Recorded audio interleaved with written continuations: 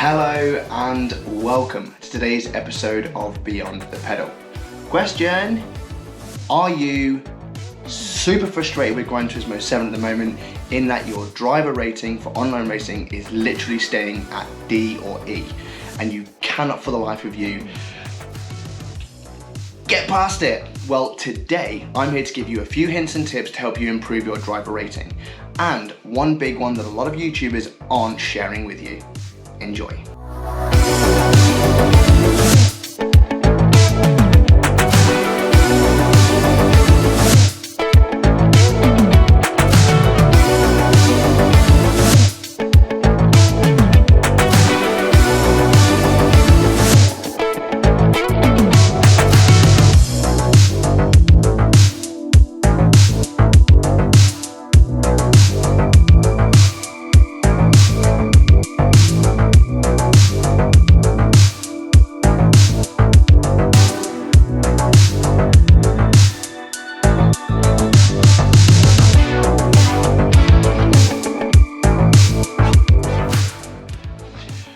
Okay guys, so really important, and it's the first one. As you can see on the screen, we've got the selection of A, B and C races. If you're new to sport or you want to develop your driver rating, stick to A and stick to B for less powerful cars, and it'll come more apparent in a moment. Basically, instead of going all out straight away, getting a qualifying time and straight into a race, take an hour, that's right, an hour, to learn the course. Okay, it's just like racing, just like the professional drivers do. They learn the course straight away before they go into the races. Learn the course, your braking points, accelerating points, even use the world circuit parts as well. This will give you, like I say, you'll learn the course, you'll learn where to brake, you'll learn when to accelerate, you'll learn the track routine, and you'll also build that muscle memory for the course. The more you spend in this qualifying time, because you've got unlimited amount of time in there, sure, it'll put engine wear onto your car. I get that, but hey, you just service it in the game. But the more you do this, you'll learn the course, you'll build that muscle memory, and it'll be when you actually set a proper qualifying time, you'll then place much higher sort of in the rankings. So instead of just going like all out straight away, setting a really poor time and being thrown back into sort of like E and D rated drivers, when you get a better qualifying time, you'll find that you'll end up being placed with your sort of your higher D or C class drivers, which is really important, which will definitely help racking up points. So as you can see here, I'm spending a bit of time just putting a hot lap in, learning where the car is. Obviously you can see I set it just over a 204, and I think this one's just a bit of a 206, so I've messed up on a few bits and pieces, but I'm always learning about the course. So yeah, first real key point, and the one that many people aren't telling you about, is learn the course first. Spend time learning about the course, its braking points, the racing line, where to accelerate, and stick to it. Have that game plan so you know the course inside out. That is hint number one.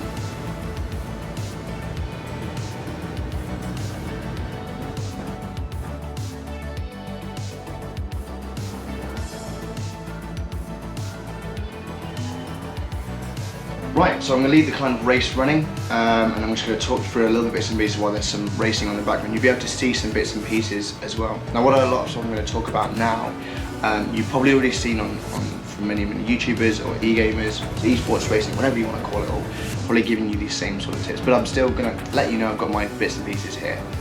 And the first one I want to talk about, and again, it might seem obvious, but it makes a huge difference, and that's avoiding penalties. So what I mean by avoiding penalties, what is going to cost you, what is going to get you a penalty? Well, colliding with other cars, that's for a start. And it is so frustrating because there's been so many times when you collide with a car that's definitely not your fault, but the algorithm's ridiculous and you end up getting a penalty for it. Sometimes it's the way it is, but if you can avoid other cars, that will help with your sportsmanship rating as well. To avoid getting hit by other cars, that will give you that time penalty. Barriers, that's another big one as well. Hitting barriers a lot of times is going to get you some time penalties. A couple of weeks ago, the Tokyo Raceway, and I'm sure many of you saw this, I think I racked up 7 seconds of penalties within one lap just because I mistimed it, and they were giving out 1.5 seconds worth of penalties for literally grazing the wall. but that cost me, and I had a driver C rating, went down to driver D almost after that lap. Super frustrating, but if you can avoid, this is why I'm saying about the qualifying time, go onto that and learn about the course, get quicker every time. So yeah, avoid hitting the barrier. Track limits again is another one, just like in real-time racing, you know, track limits are going to get you penalties. So again, go back to what I was saying before, learn the course. Poor defending, so again, weaving around, trying to block people. Again, that's going to affect your sportsmanship rating and your driver rating as well. And ignoring flags, they rarely come up, but like yellow flags, no overtaking on yellow flags unless it's someone that's spun out. So yeah, so just watch out for those flags, but those penalties, avoid those at all costs, and you should be okay. Next up, you've racked up a load of penalties and you decide to go, do you know what, I'm just going to quit. You've spun out, I'm just going to hit quit. Even if you spin out, guys, other drivers are going to make the same mistake, so stop hitting that DNF button, stop hitting quit, because if you hit quit, leave the race, that counts as a DNF, and that also counts towards your driver rating. Not finishing races is going to play a massive part in your driver rating. So even if you spin out on the first corner, or you have a bit of a bad lap, don't quit the race. Keep driving, keep making up for your mistakes, and learn from them. Don't hit quit, because a DNF, that will mark you down as well.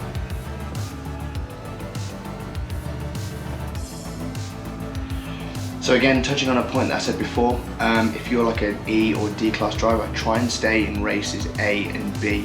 They're the slower cars, you can learn more from them, and like I said before, get that timing on the lap, because you're going with better placed drivers, or you'll go with drivers of your equal ability. So again, for the time being, until you start moving up and become more confident with the tracks, cars, and the mechanics of how a car works, stay in race A or B. That's probably what I'd say on that one as well. And this will help, because if you can keep clean races in that will help with your driver rating.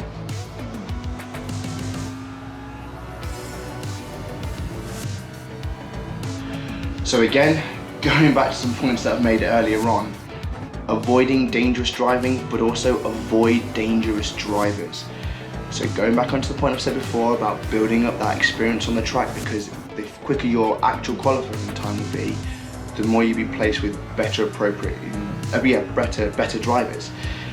If you just go in straight away, you're going to be placed with people that don't really care, kind of some trolls out there that are just happy to rack up points that don't really care. So stay away from those drivers, the ones that are swerving across, because sometimes you'll get hit, and the way the algorithm works, sometimes you'll end up racking up the penalties because some idiot's driving like a clown. We've definitely all been there, so try and avoid these drivers, and don't be that driver as well, obviously, if you want to improve your driver rating.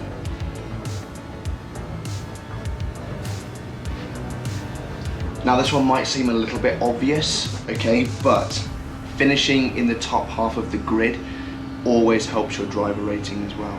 How many of you found that you'll start, say, 15th out of 16th, and then you'll place a little bit higher, then you get thrown into one where you're then second out of 15, then you end up going down a place, then being thrown into another category again. Now the algorithm does try and like place you with people that are about your level, which is really good, but sometimes it can have a bit of a negative effect if you don't place in the top half. So finishing in the top half, that's where you want to be, because this recognises those overtakes and those points, and it all counts towards your driver rating. Once you start hitting that sort of like those top half finishes, the algorithm will then start placing you higher and higher and higher, and with better seeded and better graded drivers as well. So in your races, like I say, this is why don't hit that DNF button, because you might find that somebody else might make a mistake and that might put you in the top half. So even if you have a sprint at the start of the race, there is times where you can rely on other people's making mistakes, because we are all human playing this game, which is kind of ideal. So yeah, so like I say, try and finish in the top half of your race.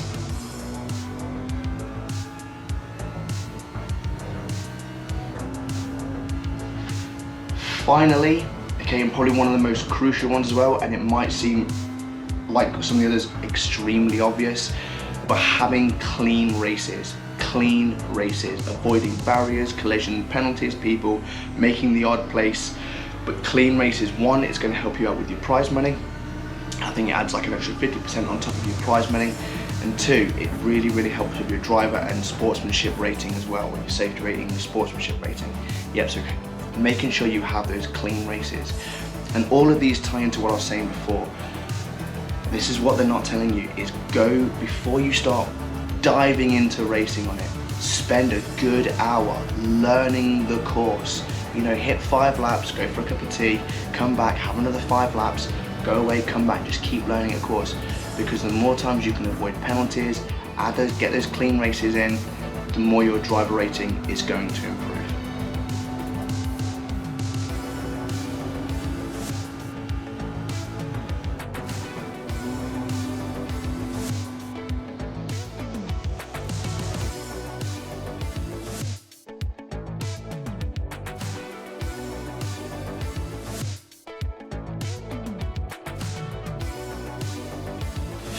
Well guys, that concludes today's episode of Beyond the Pedal, and I really hope today has kind of helped you.